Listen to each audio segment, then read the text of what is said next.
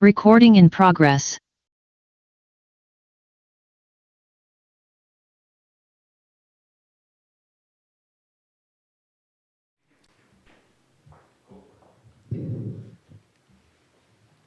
All right. Yep. The meeting is called to order.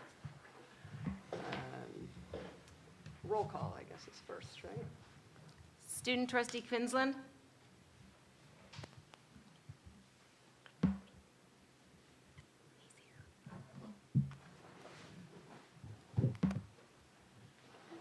Student trustee Quinlan.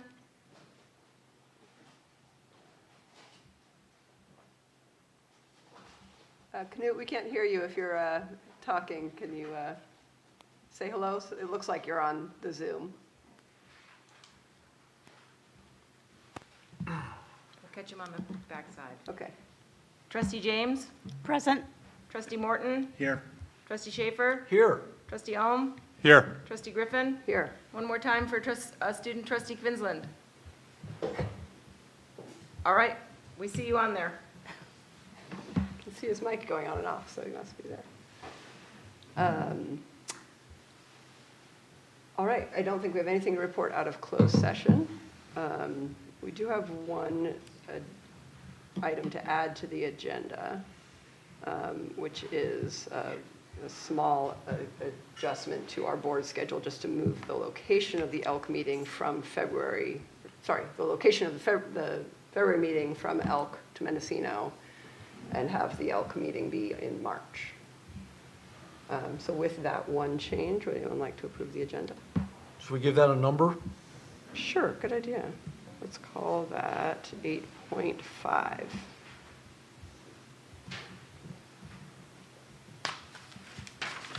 I'll move that we approve the agenda as amended. Thanks, Michael. Second. Student trustee Quinlan. Trustee James. Yes. Trustee Morton. Yes. Trustee Schaefer. Yes. Trustee Ohm. Yes. Trustee Griffin. Yes. All right, the consent agenda, item 5. I'll move that we approve the consent agenda. Thank you. I'll second.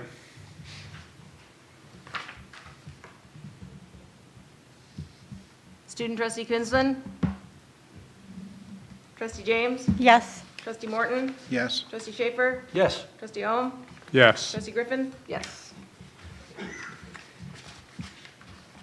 Okay, we are on to reports. Knut, are we able to hear you now? Can you hear me now? Yes, we sure can. Okay, I had to connect to my phone in Zoom No to problem. make it work.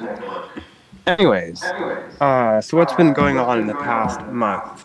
We have had final week, which was the week after our last meeting. And personally, I found this very challenging, and I know that everyone else found it very challenging, but that's to be expected. And with the schedule change from to before break for finals week, I personally found that a little bit difficult to have time to have like winter festivities with my family. But a lot of students actually enjoyed this change a lot because it lifted a lot of stress off of them in the actual winter break, which was those following 2 weeks. And that was really just a great time for the student body to unwind. I know that when everyone came back, they were a lot more focused to get back into the school mode then. Yeah. And then also it was a really surprisingly quick starting week in my opinion. I think we really got it rolling quickly. And then we also had a KAKX radiothon, which is our yearly radiothon down here at the station. And I personally attended this event and I found it a lot of fun. There was a lot of students helping out, and we had Marsh and Josh as teachers helping out. And we raised a lot of money for the program. So that's really good. And it raised student morale, which was a big positive. And then I also have some info about the survey that I give you guys every month. And for the question of what they would like you to know about district issues, this person says, with the recent death of another teen, they're talking about in the Fort Bragg district, schools should continue to work to prevent the proliferation of fentanyl as best as they can. And then this other person says, still finding issues with the lack of bus drivers and the times the buses pick up kids up. And then on a lighter question, do you enjoy us having finals before winter break? 83% of people say yes, they prefer it before winter break. 16% of people say that they don't have an opinion, and no one said that they didn't like it. And then people's stance on the previous question was, I enjoy having them before break because I don't have to stress about winter break and I could just enjoy, continue to relax instead of forgetting what I learned over the break. And yeah, it's just a general consensus that it's more stressful to worry about it during break. And did you find the holiday break fun? 100% of people said that they did. And then what are you looking forward to in the second semester? This person says, I'm happy that grades reset. This person says, prom, planning prom, summer. This other person says, I'm looking forward to the longer time we will have to prepare for our finals and absorb material. This person says, I'm looking forward to more basketball. I am also looking forward to the next breaks. And then also, I have a question. Are you satisfied with your semester grades? 83% of people say that they're satisfied, and 16% of people say that they are not. And on terms of sports, says girls varsity basketball is 3-0 so far in league games, and basketball is doing good. And this person is also mad that there's no baseball team, and they're upset about that. And then favorite moment from the past month in school. This person says, my favorite moment of the past month was history class with Miss Duncan. And yeah, that's all.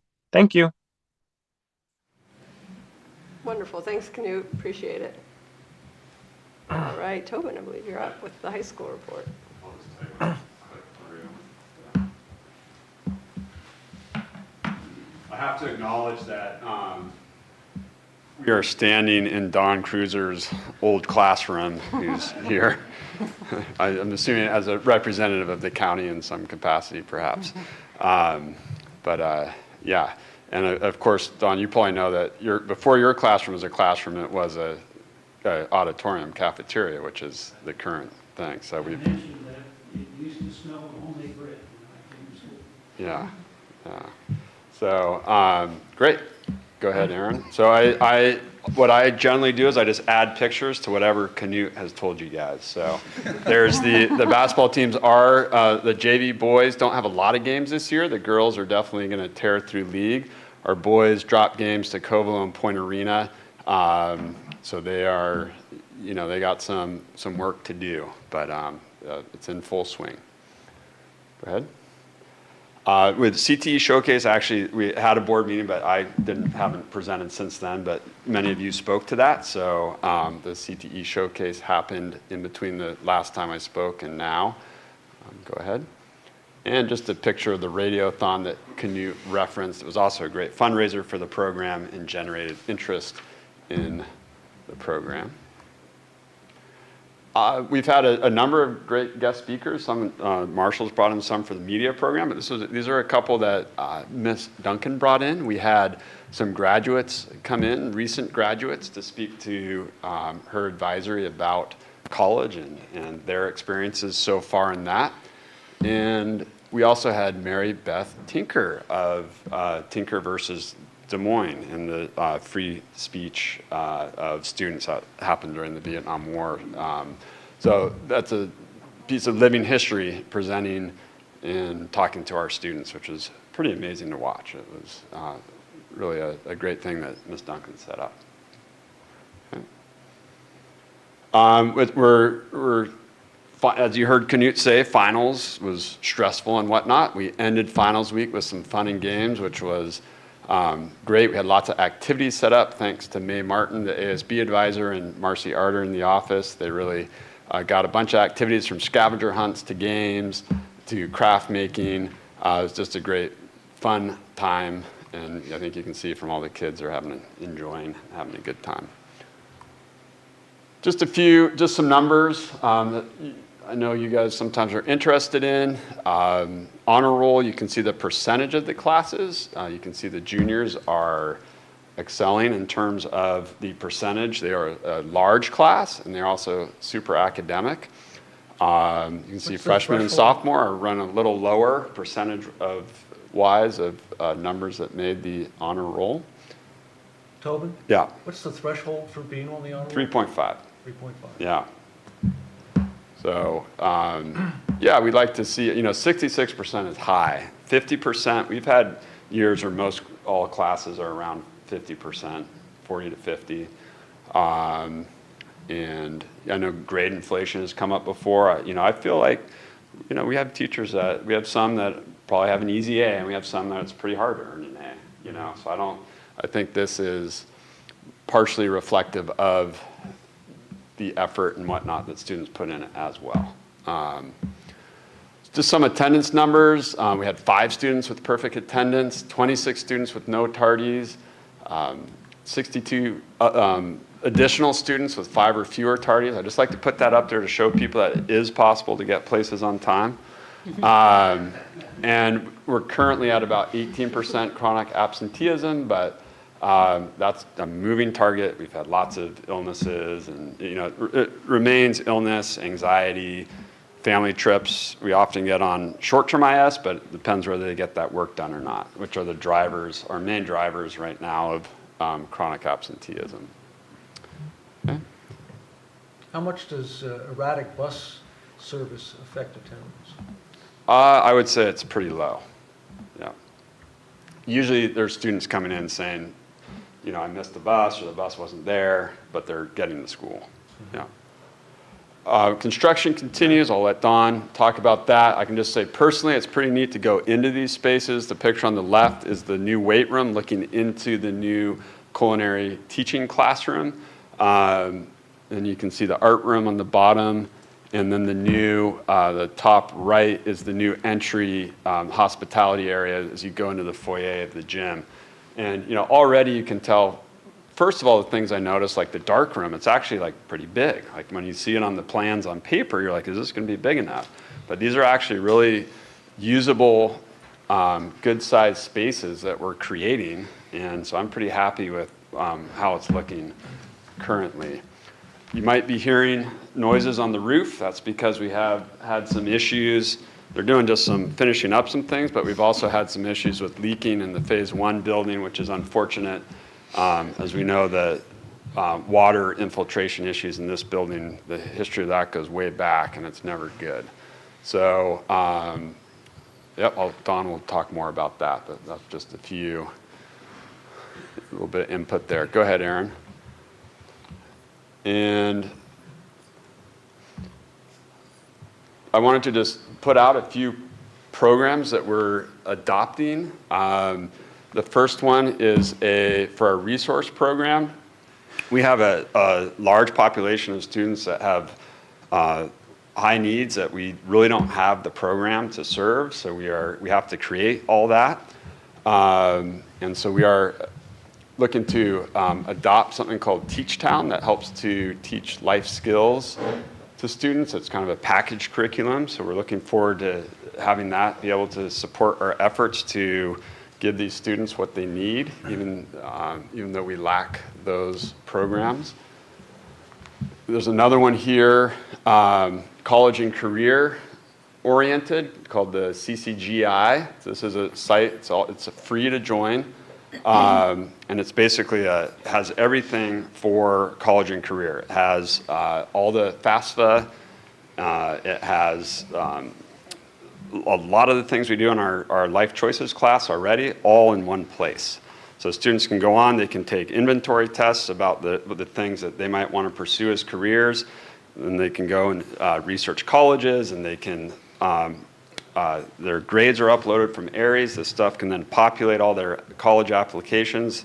It's a very powerful hub, I guess, is what you might call it. And it comes with a lot of support from the state to get it up and running, so we're just starting that process. Let's see, next slide. We still have been receiving the CTE enrichment grant, and so we're putting some money towards some seed money towards a couple things that we hope to see grow. One of them is we purchased a bunch of battery powered landscaping and yard work equipment.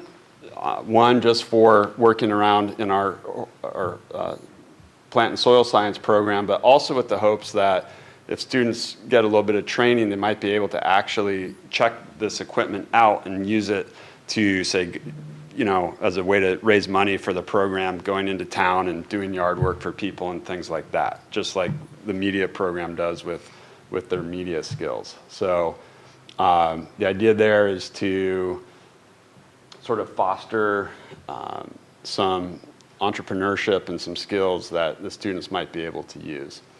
We're also doing the same with the First Responder Academy, which we have an AE Week activity, but I've asked the people involved in that to try to actually turn that into a year-long or multi-year academy where students could go through, get their EMT, and maybe partner with the college, which offers some of those classes. So we're doing kind of a viability look at that right now. Could we do that kind of parallel to the school without actually having to hire staff that create that program? So, all right. And then, I'm not sure what's there. Let's see if something pops up. Oh, there's some slides missing. Huh, all right. Well, that's weird. Can you refresh? Well, I if think she's I was doing that, working on Tobin, these if at you quarter. need any guinea pig yards for that landscaping program. Yeah, where the that's kids what I can test figured. out their skills Yeah. doing yard work. Right. Give me a call. Yeah.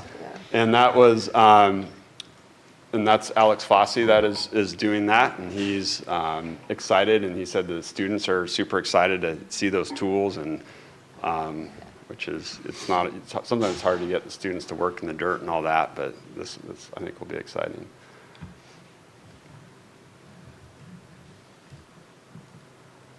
Well, I probably spoke long enough. I just wanted to put an idea out there, and it looks like if it's not refreshing, we're not going to get that idea out there this month. We'll put it out there another month. No dice on it's not. Hold on 1 second. Okay. Let me check one more spot.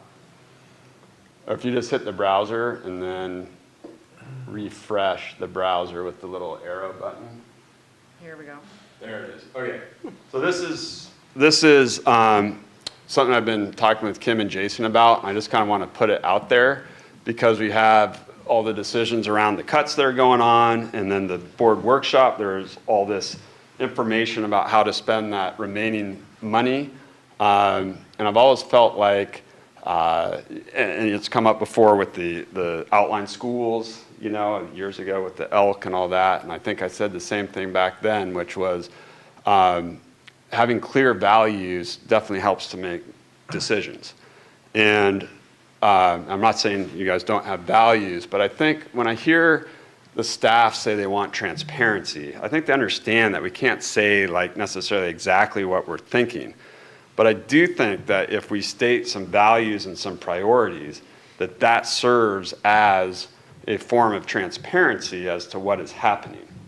And I know that there is a feeling that maybe decisions are being made just simply based on per capita things or stuff like that. But even that is a value-based decision that can be prioritized over something else. So you go ahead and click the next one. There's lots of different ways of naming this, but in engineering you have some kind of criteria, some kind of decision matrix that you use based on criteria. So having some form of criteria that you're basing your decision on, and making that public, I think would go a long way to creating that transparency that people are looking for. And lastly, just a couple quotes that kind of summarized the point I was trying to get at. Disney there, if your values are clear, decisions just become much easier because you follow those values.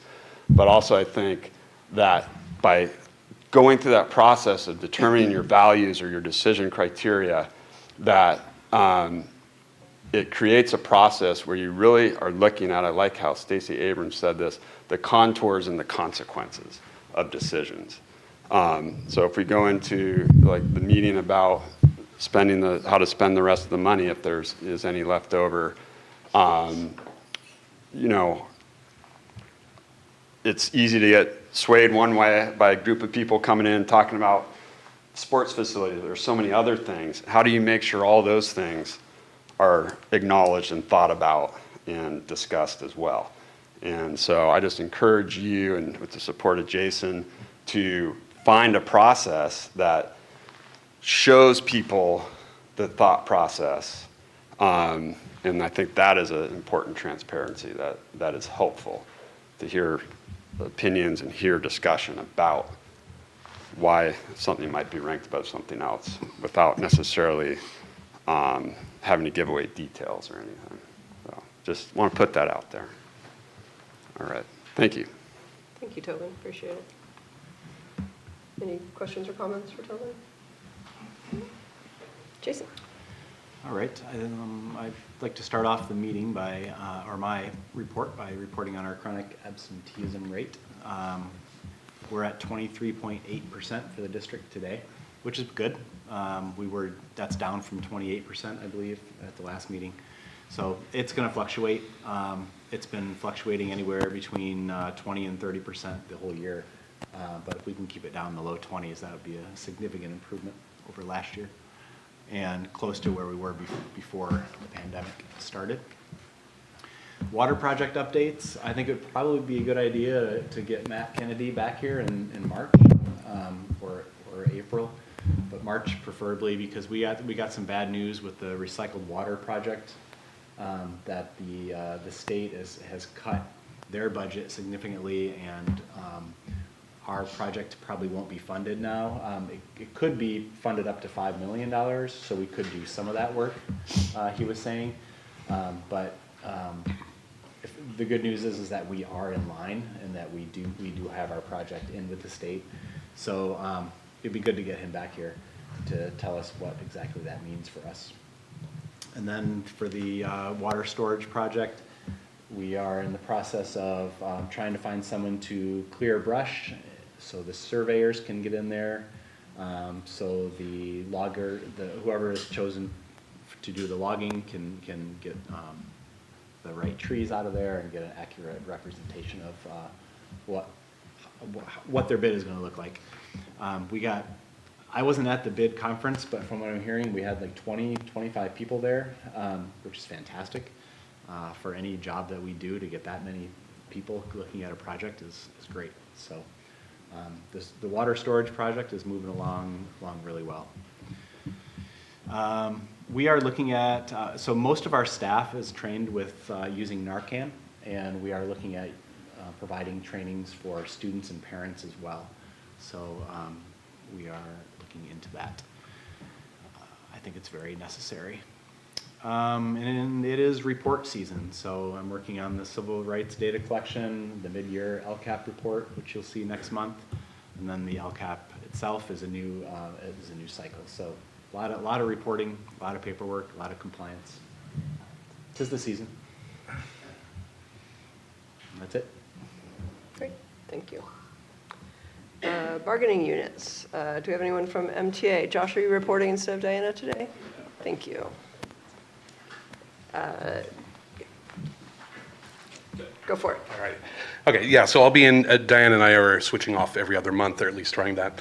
So again, I'm Josh Potter. I'm the middle school special education teacher at the Mendocino K8 and the vice president of the union. So what we wanted to share was, we all know that teachers are stressed out. Last time that I had attended, board members expressed they don't want to cause undue stress with so many unknowns and unvariables at the time. And so it kind of got me thinking of like what Canute is doing with the survey, if maybe we can send out like a monthly survey so teachers are able to express themselves freely and, and candidly and just being able to share. And so I'm going to share a few of those tonight, just that, as we go into the season of pink slips and the next year and the things that we're going to have to be going through together. We have a lot of respect for the board, and I know the board respects teachers. I think that message is pretty clear and people get that. So what we asked teachers this time around was what's keeping you up at night. We put work-related, budget, personal well-being, financial obligations, etc. So I'm going to try to keep it as brief as possible to make sure that you hear different responses. But it is important that different teacher voices are heard, so I won't try to hammer you with all of them. So the first one says stress of workload, stress and worry of what budget cuts will mean to myself and coworkers as well as students. There's no easy answers and it's stressful, all of it. Another, I'm terrified that because of the budget, if I come back full-time, it will force someone out of their job. I'm also scared that if I don't, I will be pushed out of my position and into one I don't want. The 3-year projection is bad, but how much worse than the always bad 3-year projection? One person simply put, lesson planning. Can't lose sight that it is just, teaching is not easy. The second one, the fourth. I'm tired and I feel like I'm handling the stress better than I have for the first 4 months of school. Knowing my position is secure in the new school year brings me some sense of relief, but hurts my heart for my hardworking peers and friends because this has nothing to do with their talents or skills and everything to do with money. I'm sad that my friends and my amazing teachers are facing pink slips and there isn't anything I can do about it. I hate that my coworkers are having to look at other jobs and reevaluate what the next steps are for them, not knowing if they will be around next year. Next one, I feel like I go hard at work. I'm making student needs a priority over mine, day in and day out. I also frequently put in the needs of the school over my own. I engage in working lunches. I keep my classroom open for students throughout the day. I stay late after work hours, volunteer my time at dances, radiothons, and any time I don't remember to fill out a comp time form, which is most of the time. I work on the weekends. I go to trainings to make sure I'm informed and my professional best. I do everything in my power to make sure I take care of my paperwork in a timely manner, which has heavy legal obligations, especially if done incorrectly or quickly under pressure. Next comment. I can't afford to buy a house for myself and my family, at least not a house that is $500,000 or more, not on a Mendocino teacher's salary. As I'm sure you know, the types of houses I can afford are not available. However, my landlord recently made an interesting proposal to raise my rent. Once in January, again in August, followed by a 20% increase in January 2025. My landlord does know I'm a teacher at the Mendocino Unified, but I do not think he knows half of my monthly paycheck will go to my rent in January 2025. I don't know if people are aware we don't get a cost of living adjustment to match the growing cost of living. I say this frequently. It is a privilege to work in Mendocino until it stops covering my bills. Another comment, I'm concerned when I hear we may have to buckle up and do more in the new school year to compensate for upcoming cuts. I fear that it isn't sustainable. I'm already covering duties that used to be taken care of by our special education director and school psychologist. I can barely keep up. The amazing students and staff are the only things that keep me going, along with Kim, who has done everything possible to make sure I'm not getting burnt out. So, Kim, thank you, that was mine. Last one, I frequently run IEP meetings after school, which we try to keep to an hour, but frequently run over no matter how hard we try to facilitate them and stay on track. They are 15 to 25 page documents and they just take time. I usually stay another hour to make sure the corrections and things get in order, but at that point my brain is fried. So that's the end of my comments I have, and I know another coworker will be speaking later during the public comments. But just some insight, we just put the survey out last night, so those are some of the feedback that we got. So just to keep in mind and bear in sense for the upcoming. We appreciate all your guys' work. Thank you. Thank you, Josh. Do we have anyone from CMIS on today or here in person? No. Okay. Let's go to our 5:30 public comment period. So this is a time for anyone who is here or online in public who would like to make us any kind of comment on anything that is not on tonight's agenda. Yes, please, go for it. Thank you. Good evening. I'm Nicole Glenser. I'm the Mendocino County Superintendent of Schools. And I'm here with Dawn Cruiser, the Board of Education for District 5, or Region 5, which includes Mendocino. And we are here because the superintendent, myself, and the Board of Education for the County of Mendocino have jointly proclaimed in recognition of the boards during January. This is not just us, other places are doing this too, but we wanted to get on board because we know the hard work that board members do. It's really hard work. A lot of people don't realize that first you have to sometimes you get appointed, but sometimes you have to run for office.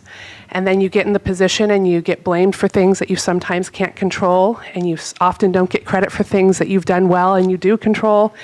There's a constant battle of keeping student needs first, and that's really hard. And the balance of negotiations, buildings, all of these things. So thank you for that work, because the superintendent relies upon a good board and good staff. And when you have a district where people are getting along, and it's amazing what you can do. And that happens when there's a good school board. So thank you, and we just wanted to come and recognize the hard work that you do. Thank you so much, Nicole. Appreciate it. And Dawn, thanks for being here. And we appreciate the little gifts you brought for us as well. Appreciate you making the trip. Go ahead, Dawn. You want to add to that?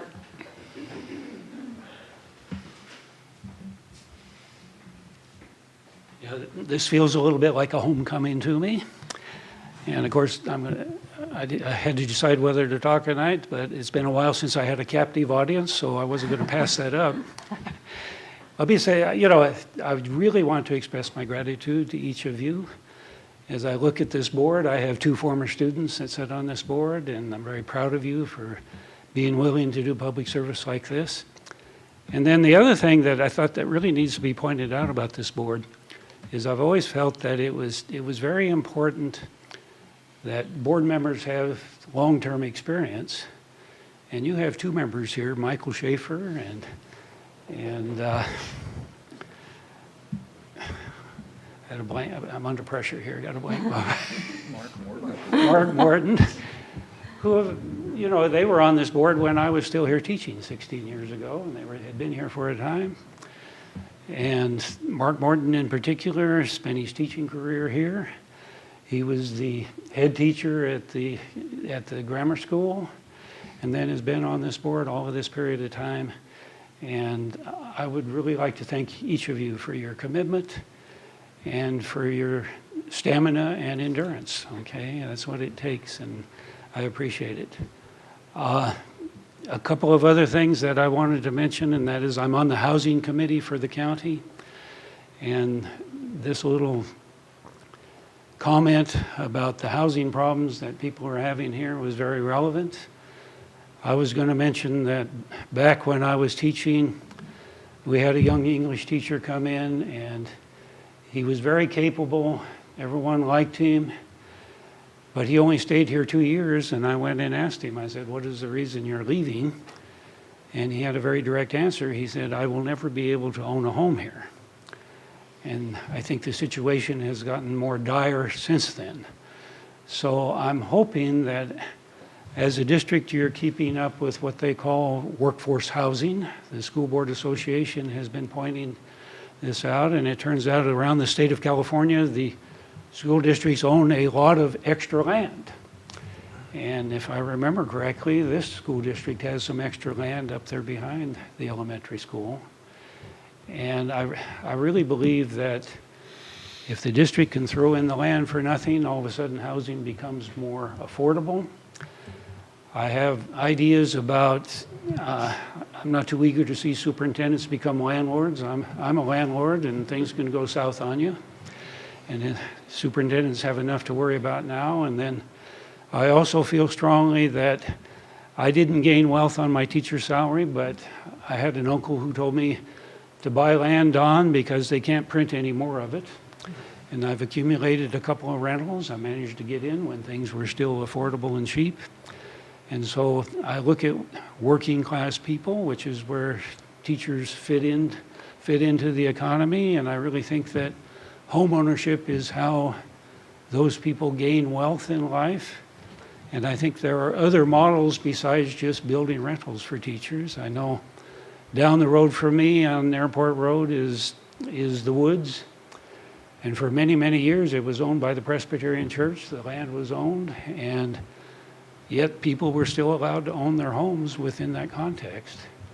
And so I really, and then, you know, it's the whole concept of co-housing. You save money if you have a small community that shares the laundry room. And you, same thing with playgrounds and utilities. All of that becomes cheaper when you have a small community of people who own their homes and do it together. So I'm hoping that I've sparked your interest about that, okay? Because it's a particular interest for me. And any questions on the board or anything? What's the MCOE board focused on at the moment?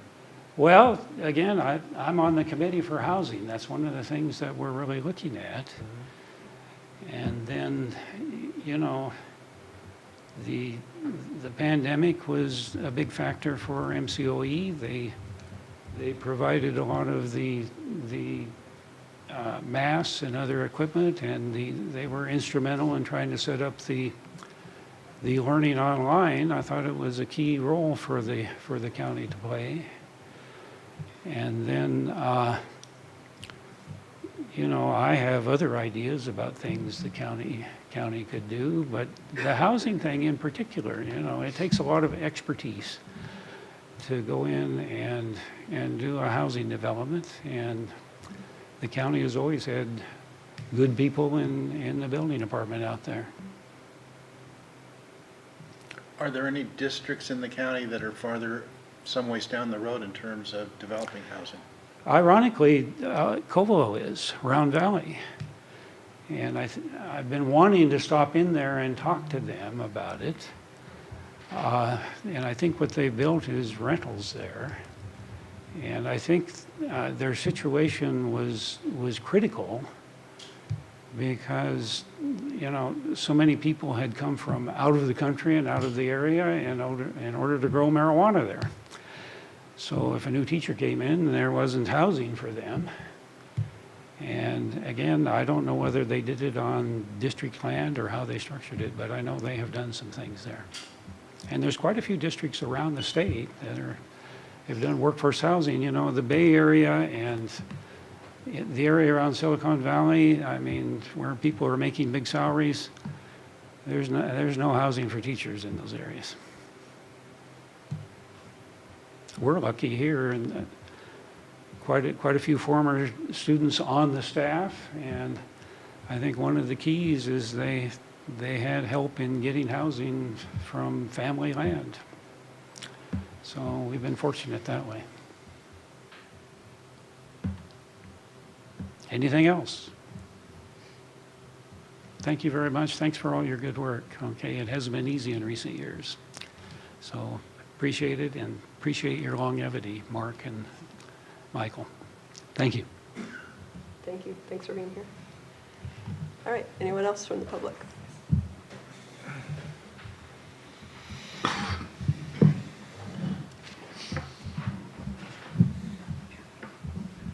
Hi.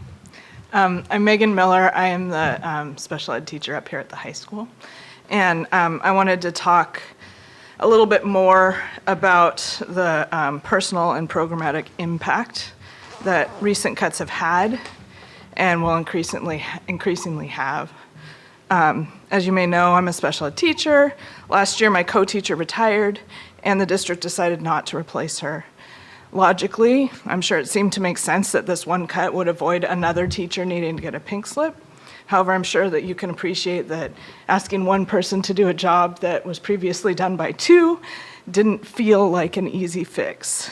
I could just talk about the added stress and workload. Some of the other teachers also mentioned this. But I want to talk a little bit about the programmatic impact of this kind of staff reduction. So a little background. I'm sure you know that a special education teacher does not just teach. They're also in charge of creating IEPs and other legal paperwork, holding IEP meetings, being a very special kind of liaison with parents, implementing and reporting on legally mandated IEP services. In our small district at the high school level, this includes managing and implementing caseloads on several different scales. The bulk of the students with IEPs at the high school, in the whole district actually, are resource students who require support in their regular education classes. Providing this support includes collaborating with their general ed teachers, managing aid support, proctoring tests, constant communication with parents. In most school districts, managing a resource program is a full-time job. In our district, special education teachers must also manage more severely impacted students, those with severe autism, intellectual disabilities, emotional disabilities. These students often require replacement curriculum or specialized programs, coordination of outside service providers. Federal law sets the caseload limit for managing these students lower because of the extra work that's required to implement programs to support them. In addition to these things, at Mendocino high schools, the special education teacher must manage students across several schools. Some students attend the Mendocino Community High School, Sunrise, or the Mendocino Alternative School, our independent study program. One student attends our 18 to 22 program, which is new, to say the least. Before my co-teacher retired, we split these duties between the two of us and were able to dedicate time to being in the classrooms at the separate sites, creating and managing programs for these various needs.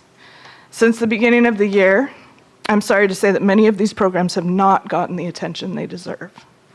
I've had to focus my time on completing extra paperwork and focusing on legal requirements that come with my increased caseload. Things like individual curriculum modifications, managing accommodations and services, and working personally with students have less of my time. In short, programs that I am required to provide are suffering. I started the year with the idea that I should still try to do it all and do it well. After all, I've been doing it for more than 20 years. I have a wealth of knowledge that helps me to be efficient, but I've realized that I cannot. The extra time that has been required outside of my contract hours has had a negative impact on my health, my family, and my marriage. And I'm no longer willing to sacrifice any of those things for my job. Sorry. I've decided that I must limit myself to what I can do within my contract hours. I've decided that, I already have agreed to several stipend positions, so I will continue to do those as well.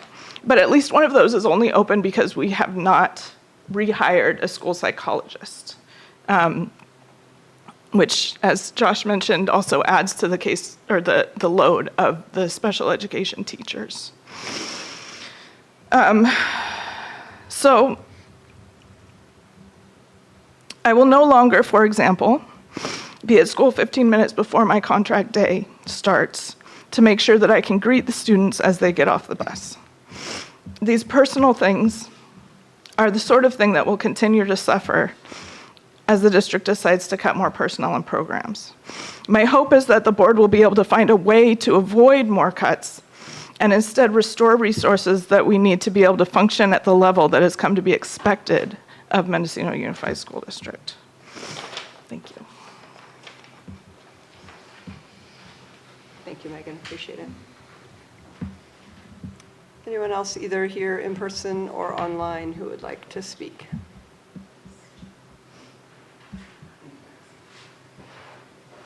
No? Okay.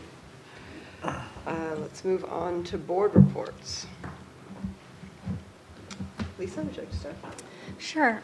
So with the new year, I'm on a committee now, so I'm much more involved so far this month. This is my 4th meeting I've been to. I went to the workshop, I did the finance committee, I went to negotiations, and tonight at the board meeting, and I'm really enjoying it, and I like being more involved. Nothing today. Nothing for me. I just want to, I don't know if any of you all know, but there's something happening up in Northern California, Southern Oregon that's quite momentous, which is the dams on the Upper Klamath River are being taken down. People that have been following the fish and such, this has been decades in the making. I actually haven't watched a video, but apparently on the Facebook page, there's a video they, I think just yesterday or the day before, blasted through one of the dams to begin the drawdown. They're going to blast another one in a few weeks or next month. And there's a organization that was established to manage this whole process. They've collaborated with the native tribes in the area. They've been propagating seeds and plants to replant all the land area that's going to be exposed after the drawdown. It's quite a momentous process, project and process, apparently largest in the world of its type. So it's quite amazing that it's happening, and may happen over in Potter Valley on the Eel River too, if you all are following that. So it's something that's quite exciting for me, and I've been following closely. That's all I have.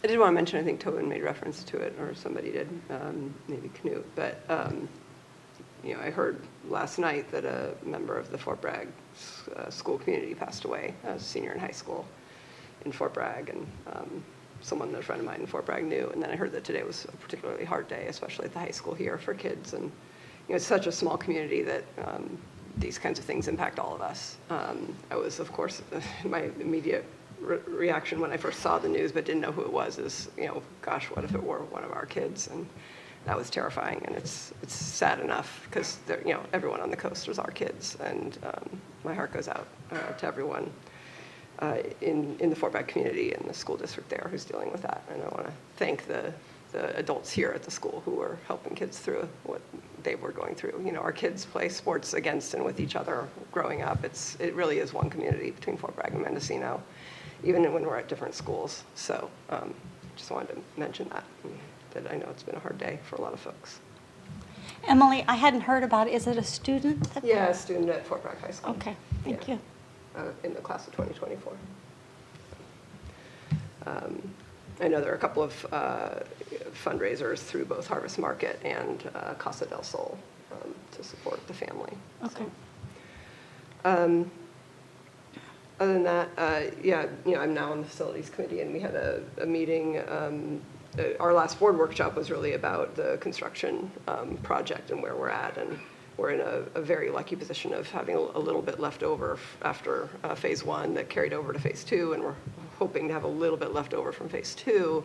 And we're in, you know, the lucky position as far as the construction project to, as Tobin mentioned, to start thinking about how to use those extra funds. And we had a meeting where we started to discuss that, and a lot of community members came out in support, in particular, of athletic facilities. But that I'm happy that we're in that position with respect to the construction project. It's a good place to be.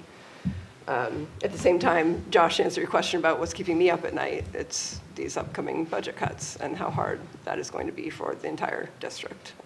It's weighing heavily on me. Of course, my wife is a teacher, so it's weighing heavily on me personally as well as a member of this board. So just wanted to acknowledge that we're struggling with it just as much as, maybe not just as much as the staff, but we're also struggling with it. So on a lighter note, I know that our Mendocino High School varsity basketball teams have one of their only home games on Saturday in Fort Bragg at the high school at 5:30 and 7 o'clock against Laytonville. So I encourage you to go out and check them out while they're at least here on the coast.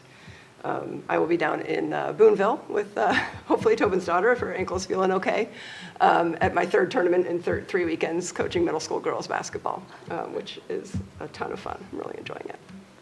So that's what I've got. Moving on, Don, the modernization project update.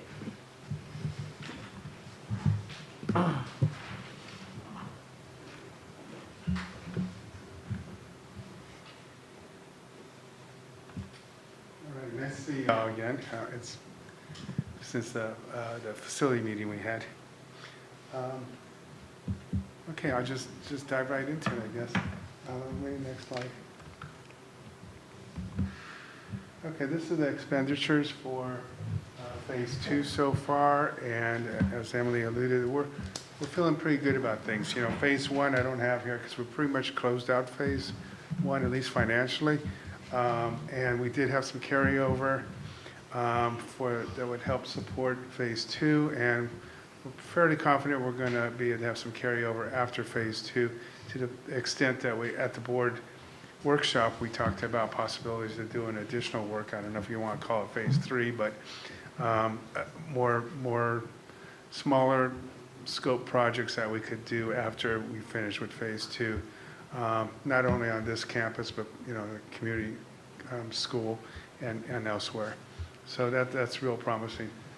We're about halfway through the project, so we're kind of well beyond, or somewhat beyond the what ifs, or the oh, what's in that hole, or you know, the surprises come early in the project, and we're beyond, I think, most of the surprises. We're at the point where now we can have a little bit more discretion on whether we want to do a change order, change event, or whatever you want to call it. So we're kind of more in the discretionary part of the project. Why don't we go to the next slide? Okay. This I need help. I gotta look at it.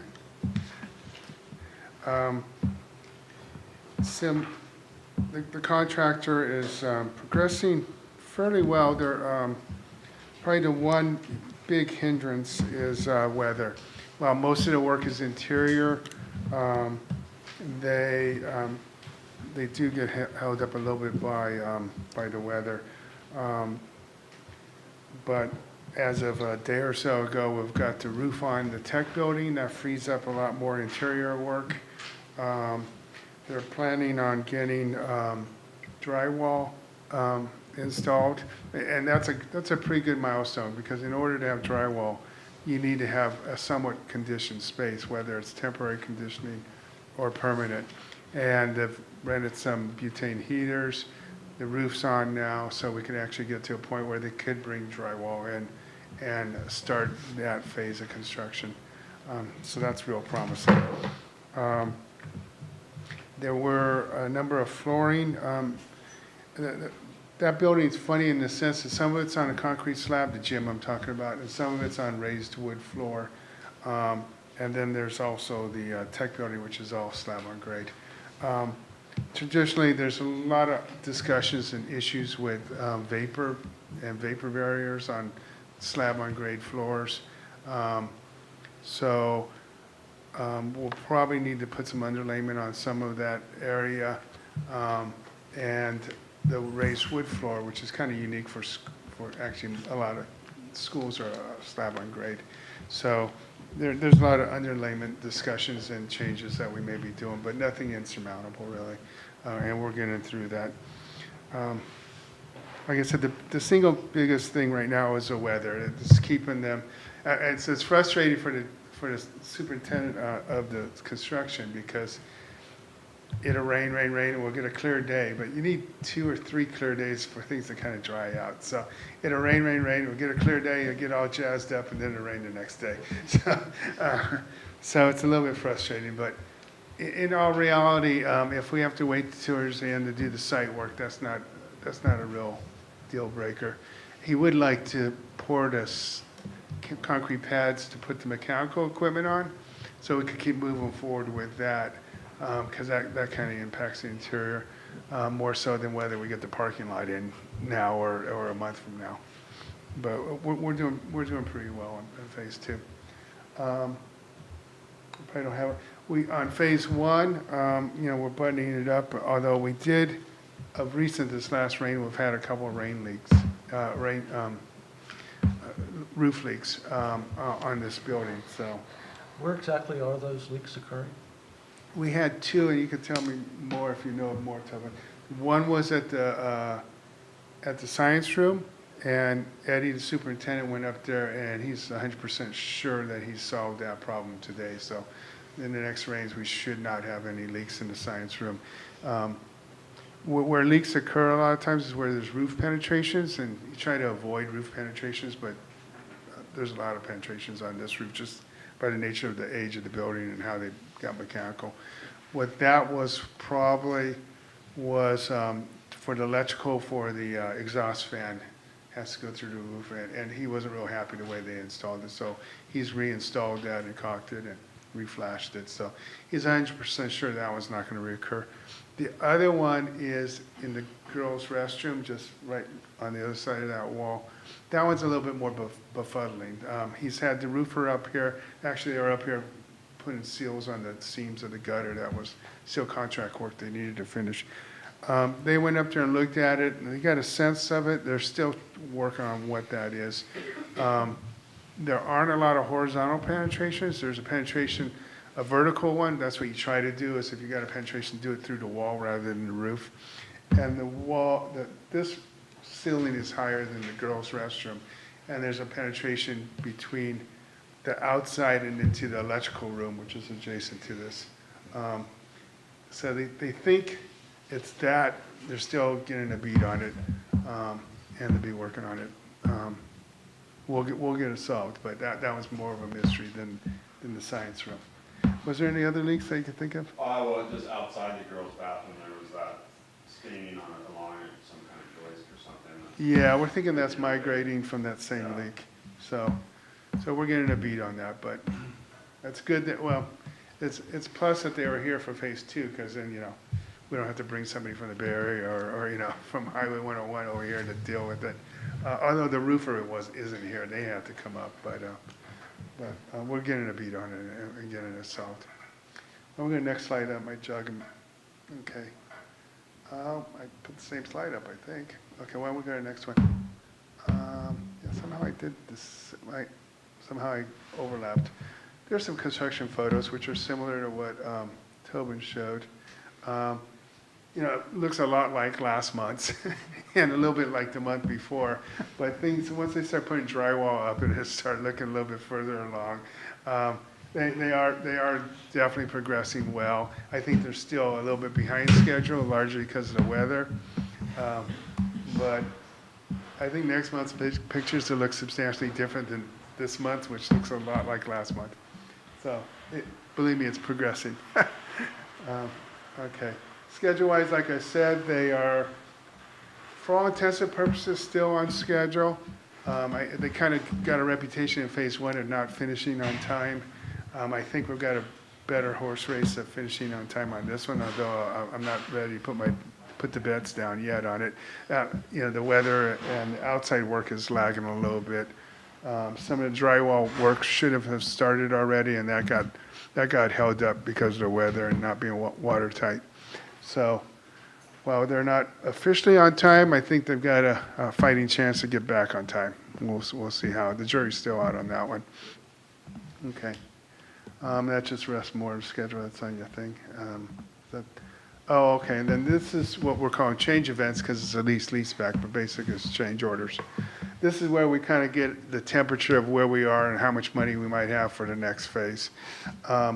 We have about $1 million worth of contingency. In my projections here, well, not here, but overall for what we're going to expend for contingency that's in the report is, I'm saying we're going to spend about half of that, $500,000.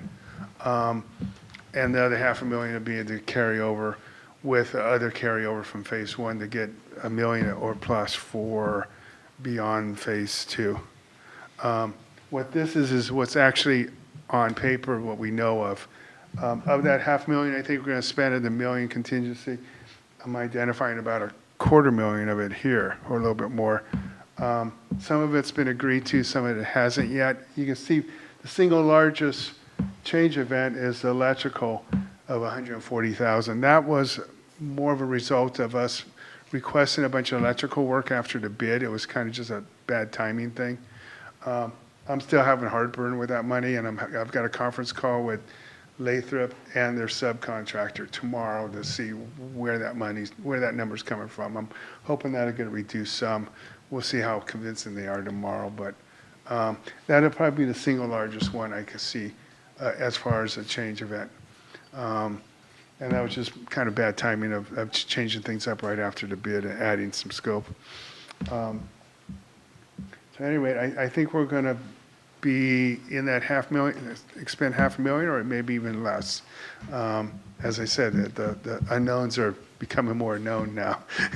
And we're at a point where it's going to be more discretionary. It's really how much of the, we were talking about doing some work in the gym proper more, doing some more work in the tech.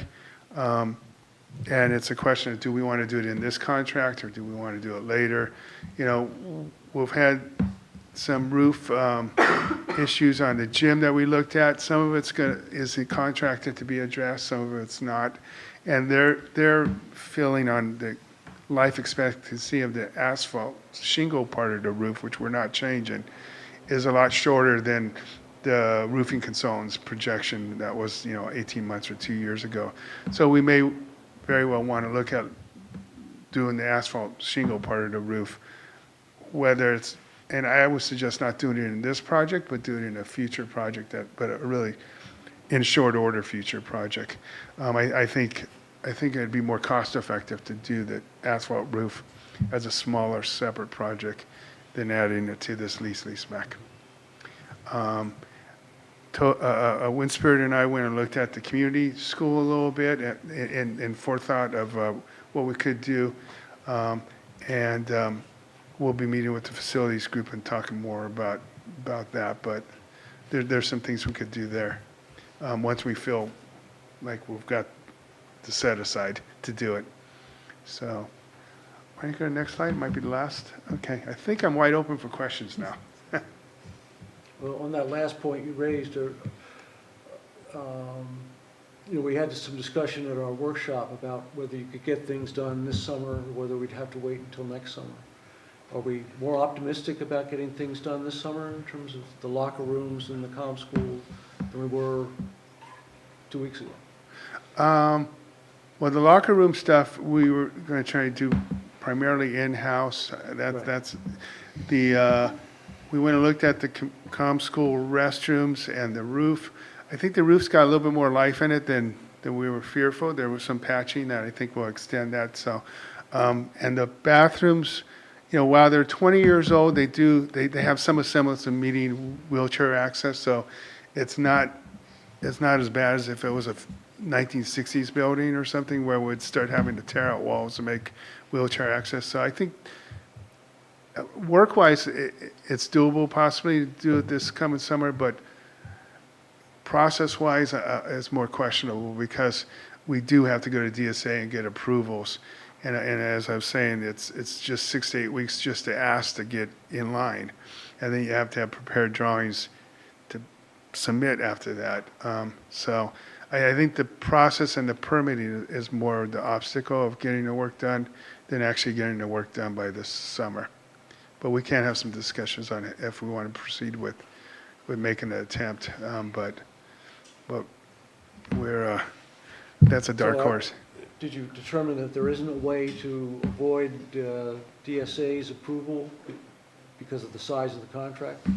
Dollar-wise, and I sent you guys the DSA 22. In fact, I got an email today or yesterday. They updated it, and I haven't read it yet, but I suspect that the dollar value went up. They probably added some more. So within the dollar range, I haven't really determined if the bathrooms would fall in that. We just looked at it yesterday, so I don't know if it would fall under that dollar range exemption. Can we expect you and the facilities committee to give us a report on that, or February meeting? I was about to say that we're going to meet there on February 7th. We're going to take a look at the locker rooms and the comm school. And present a plan of what we can do and... Yeah. Okay. As far as the bathrooms itself, I'll do it like a thumbnail estimate between now and the 7th, so we could get a sense, are we in the realm of that 100 and whatever the cap is to not go to DSA? On what exactly we're looking at doing. I'm sorry? What needs to be done. Yeah. Oh, yeah. I don't even really know exactly what needs to be done. Yeah, the bathrooms themselves, it'd probably be best to blow it out as much as we can and redo as many finishes as we can, but we're not moving walls. It's not heavy construction. It's cosmetic more than anything. It's cosmetic mostly, more than anything, yeah. So, and then what surprised me the most looking at it with Wind Spirit was the window, the storefront type of windows, the entries and their rear exit. That's pretty substantial work there. It's not just to replace the door, as you guys had alluded in the facilities meeting. That's going to be some money to fix those things, and how to go about it. Wind Spirit and I were kicking around ideas, but that's one to tackle sooner than later. But that's one that would be going to DSA, dollar-wise at least. All right. Okay, well, thank you all. I'll see you next time, or see you sooner at the facilities meeting. Okay. Appreciate it. All right, Jason, the CASP report. All right. You'd enable my screen sharing, please.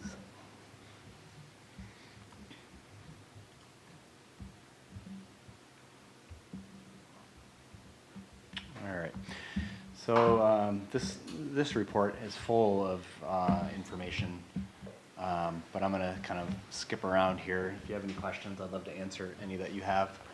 But I'll go to the big picture first, and that we, for math, we kind of took a step backward this year as far as full overall percentage.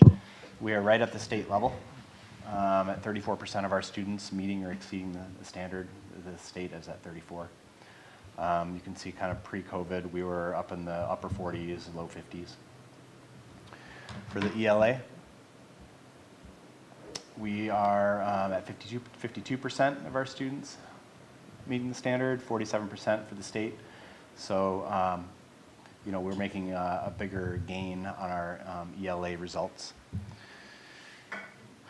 I'm going to go down to what's more important are the cohorts. So here's third grade, and so fourth grade for English language arts. These are the same students. So now we're comparing students to the same students. For the most part, we have a lot of students moving in and out of the district. So I don't know exactly how many students are the same, but 35% of our fourth graders met the standard, compared to 30% when they were third graders. So just continuing on with our English language arts. Obviously, we want to see these numbers get bigger as the kids get older. And that pretty much happened for most of our English language arts results. And I think what we can be really proud of is when you look at our, oops, sorry, 9th grade didn't take it. Let me go to 11th grade. So when you look at this cohort, you know, I've looked at this data, and the superintendents in the county have looked at this data, and you know, obviously, when you look at 34% of our students meeting the standard in math, that's not very good. And 34% in the state, that's not very good. And why is that? Is the test too hard?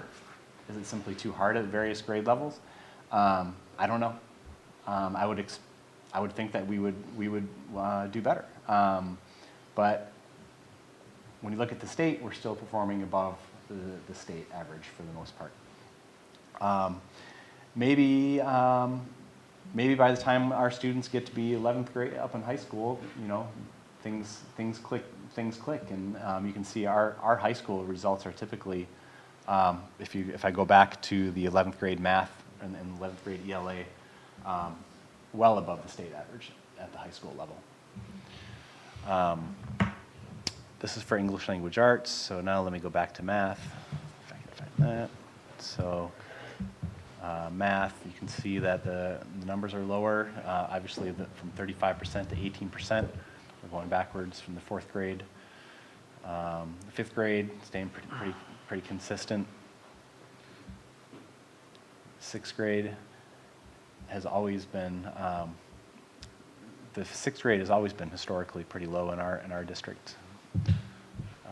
Let's see, here's the 8th grade, and then I'll skip up to 11th grade.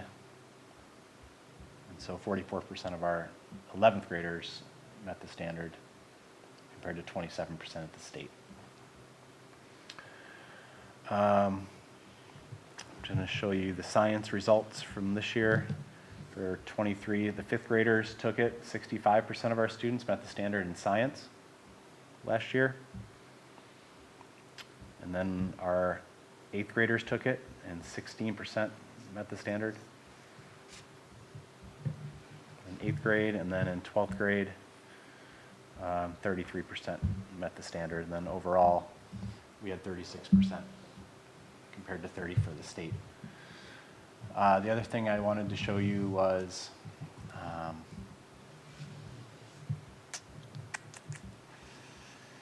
the comparison for the county.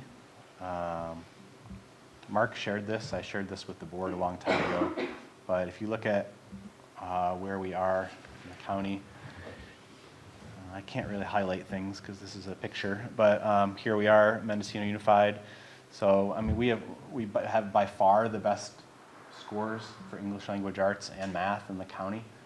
I don't think that's anything that we should really rest on. I think we need to continue to work hard to improve even more. But you can see in the county, our scores are really, really low.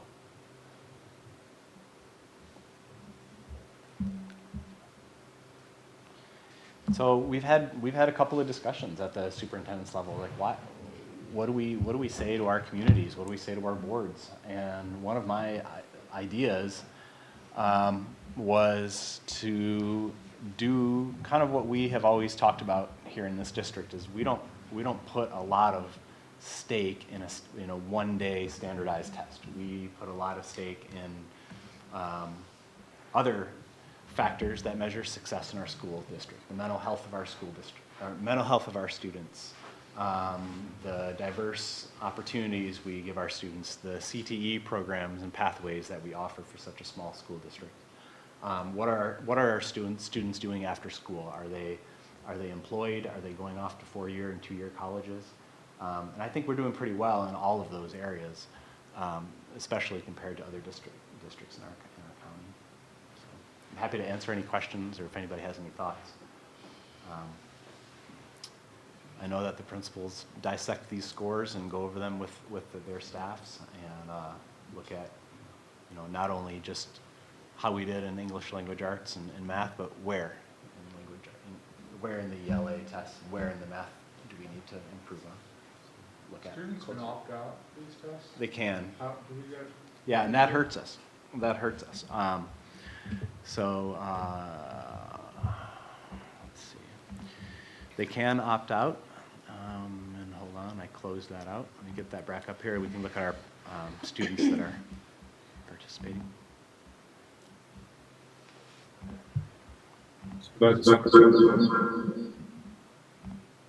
So the participants. Oh, it doesn't sound good. Is that me? Sorry. Awfully alarming. So this is our participation rate for math. We had 86% of our students participate this year. We're getting back up to pre-COVID levels here. So, but still, that's 13% of our students didn't participate in math. They get a 0? How does it hurt? I mean, they get scored as a 0, or they just? I'm going to let Tobin answer this because he knows more about this than I do. So there's kind of two, there's the percentage. We always really good with the percentage. But the way they do it on the dashboard is a raw score, average raw score, and they have a score that is proficient. And we are actually tend to be lower when you look at our average score, which means that we have like a bimodal distribution. And some of that has to be influenced by opt-outs. When the student opts out, they get the lowest possible score. And so I've done calculations where I've tried to account for that and remove those students, and that would bring us up to above that state average, or currently we're below the average when you look at raw scores. It's like it just completely reverses how it looks. What's a raw score? Actual points that the students got on the exam. So, if you just looked at it looks really good when we say we have 80% of our students are proficient in ELA, but that 20% is so low. And so the reason why the state dashboard looks at the average score is because it catches if you have students that are performing very well. And so yeah, like if you remove those opt-outs just based on knowing how many students opted out and taking a guess at their formula, it would bring us up for ELA, but not quite as much for math, which was interesting. But I would say opt-outs hurt us. I would say the second thing that hurts are the students that take it, but take 5 minutes to do the whole test. So I actually sent out the newsletter with grades saying that we need to change our attitude about it. And I stopped short of calling out all the real estate agents who opt out their kids. Because guess what? Real estate agents, that's the real estate test. So luckily it seems like grade schools and a lot of the ones that end up on that type of website take the percentage and not the raw score. But yeah, it would just be great if it does take a couple days to get through it, but especially at the high school level, it's once. One sitting junior year for ELA and math, one sitting for, science. So yeah, I'd like to just see us try and see how much does that change our scores. And then also we use it, it's a post-mortem of how did we do.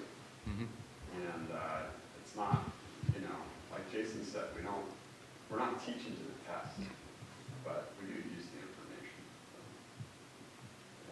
What does opt-out mean? Does that mean they really opt out? Are they absent or they opt out? They can officially opt out with a note from a parent, and then we report that as an opt-out, and the state scores it accordingly.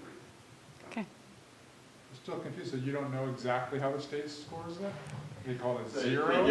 they give you the lowest possible score. Isn't that zero? What's the lowest possible No, score? the lowest possible score is not a zero.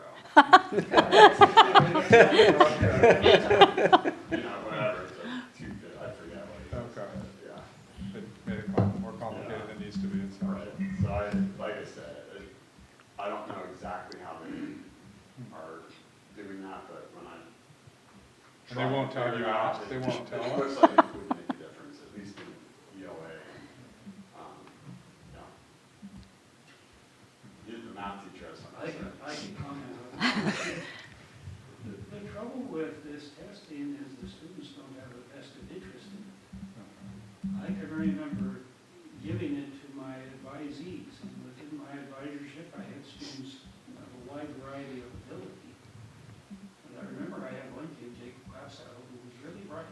His mother was a doctor, his dad was a filmmaker. And in the course of giving the exams, Jacob was the last student working on it. And why would Jacob the last student working on it? Because at that time, if you scored within a certain percentage in the state, you got $1,700. Okay, and so he had a real reason to put some effort into taking that test. He was the smartest kid in the classroom, and he was still working. Everyone else was done in a short period of time. There's one thing that's called the early assessment program where if they score at a certain level on the test, it can count as their placement exam for the state schools. So that saves time, you can save money, you don't have to take a remedial course. So there are, but that's a certain student that might be looking at that. So there's not a lot to, we emphasize that, but there's not a lot more of it. Unfortunately, sometimes it's the brightest students who opt out. I had one who had perfect scores on the SAT who opted out. And it's because they're doing a lot of testing, and they recognize this one doesn't mean anything. Thank you. Any other questions on the cost numbers? Thank you, Jason. Thank you, Tobin, for the explanation. All right, item 8.3 is resolution 2023-19, the termination of the lease-back agreement and quick claim review. So this is closing out phase one. My understanding of it. Do you want to? Yeah, it's the first step of closing out phase one. Then within 90 days, we have to do the next step on that. So that'll come within 90 days.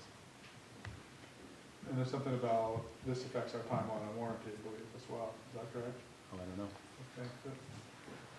I think the warranty starts at this point, at the point at which. Oh, okay. Right. Or maybe the next step, but somewhere Yeah. in here, it's tied to this. I read it, it's best to fit, it seemed to make sense. Any comment, Michael? Well, I mean, you know, the legalese is pretty, you know, obfuscating. I'd hate to have to argue in court what the meaning of some of these paragraphs is, really. But our attorney says that's what we're signing, so we sign it. I'll move to approve 8.3 as written. Second.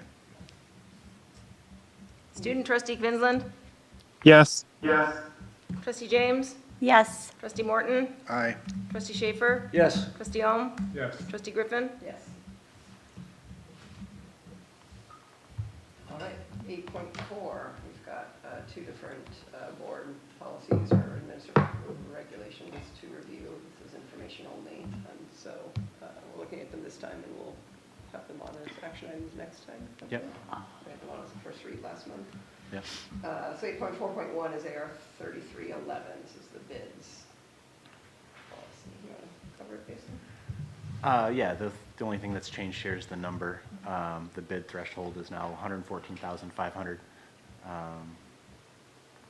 You know, Emily suggested that maybe we just don't do this every year, and we acknowledge that we will follow whatever the state superintendent of instruction puts out there as because the bid threshold, because it does say that it does increase annually. So that's a thought, we could do that. And then the next one is for differential graduation competency standards for students with disabilities. So this is a new policy around the state, and essentially what it's saying that the students will be able to graduate, but they have to qualify by qualifying for the alternate assessment, and then doing the standards line coursework according to their specific IEP. It streamlines the process a lot more rather than districts kind of doing their own thing. It gives us clear guidelines on how and when we can give those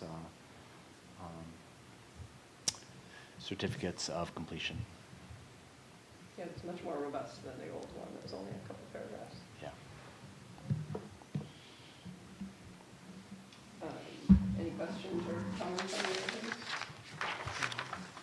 On the first one, on the bids document, my proposal was instead of stating the dollar amount in there for 2024 and then having to do it again in January 2025, we just say that the amount, you know, that our policy is to follow the amount that the superintendent of public instruction publishes every year for that year. Since it does automatically increase per the law, and the superintendent increases it every year per the law, I think our policy could just say, we'll follow that amount every year. Can we still leave in the dollar amount for 2024 as a baseline? That'd be fine. I mean, the way somebody comes across that, they'll know at least where the ballpark is. Yeah. And this refers to non-construction contracts. It doesn't refer to any construction contracts. And we don't do a lot of big contracts outside of construction, so it's not something that is employed all that often. Right. Yeah, so maybe we say for 2024 it's this, and then going forward, it'll be whatever is updated yearly. Along those lines? Yep. Any other questions or comments on There's the a non-construction? Non-construction. How come it says it's the uniform public construction cost? That's for this range of $60,000 to $200,000 for public They're costs. they're That's one talking, thing. they're talking about bidding procedures as opposed to, the other part refers to things you can do without a bidding process. That's the under 60,000. Right, well, it's under, it's a, Well, the 60 to 200 is informal bidding. no, if you look on bids not required, yeah, under 60,000, and then there's, Way down there, it says. right. 1,000 to 59, whatever it is by quotes. Yeah, the 60 to 200,000 is for public projects, which is for construction projects, from what I understand.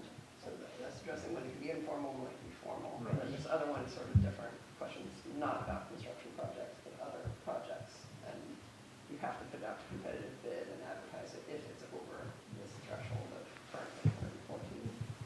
sort of two different things in one policy, kind of on different axes, if you will. It seems like this could affect some of what we're hoping to spend our money on and making sure we navigate this all correctly. Important. I do also think we need a period after 200,000 or more before the census starts public project. And then a fourth line there. Okay.